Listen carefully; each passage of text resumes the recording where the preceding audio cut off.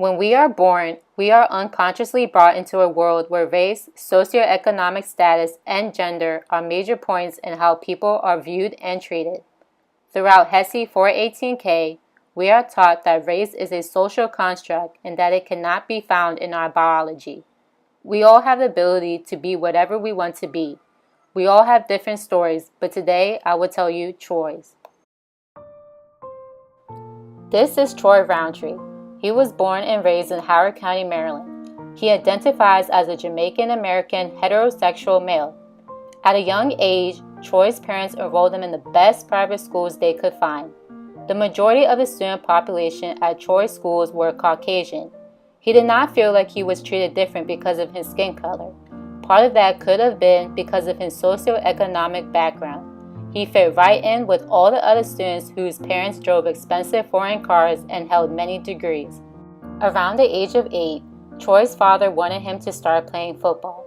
He would take Troy to Baltimore City so his older cousins could train him.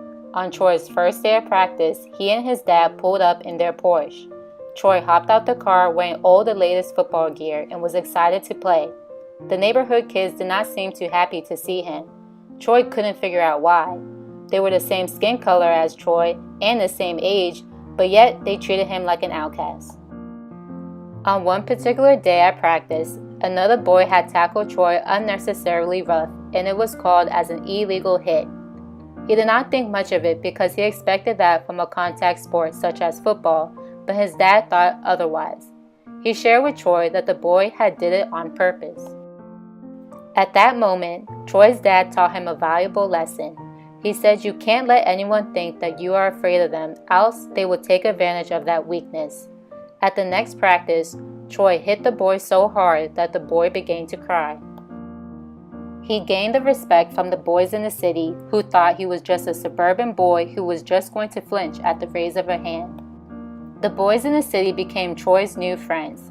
He hung out with them almost every day after practice. He began to realize that life in the city was different than life in the county. He knows how the cops would give people in the neighborhood a hard time. There would be 24/7 police patrol and curfew set for all children to be in the house. Seeing that stirred something inside him. Black people in the county wasn't really treated like that. Troy knew he wanted to help, but he did not know how. Little did Troy know, but as he got older, he was going to find out how he can make an impact in his community.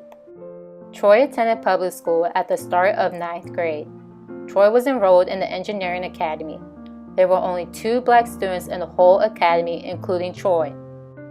His teacher, who was white, gave him a difficult time. He put in so much effort and detail into his work and still did not get the grades he deserved. His white counterparts wouldn't even understand why his teacher was issuing him C's for A-deserving work. This only motivated Troy to do better. Troy had come into class one day and the teacher commented, "Typically, successful engineers are white." It was obvious the comment was meant for him. Throughout the engineering academy, he led the class with an iron fist. He assumed that his students disliked work and therefore they must be continually coerced, controlled, or threatened by punishment to get their work done. He realized that the teacher led this way because he embodied a Theory X leadership style. Researchers describe the Theory X leadership as putting emphasis on productivity. Troy would often look toward his favorite teacher, Mr. Bond, for advice. His teacher, Mr. Bond, consoled him and helped him to push in a positive direction. He was the head of Alpha Achievers, which is a group geared to help black males be successful academically. Mr. Bond was a true leader. He was always there for Troy. He often told Troy that if he decided not to do something, he was only hurting himself. Mr. Bond truly exemplified a Theory Y style of leadership. He treated all of his students as if they were self-motivated and in school because they truly loved to learn. Mr. Bond instilled a self-motivated mentality in Troy. Troy went on to become a youth minister at his church where he teaches young black males the importance of education. Now Troy dedicates his time and effort into mentoring young men of color.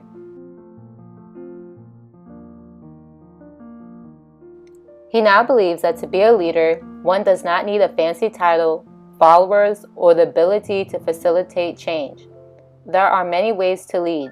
individuals can assume an unofficial leadership position, lead by example, or even lead from behind.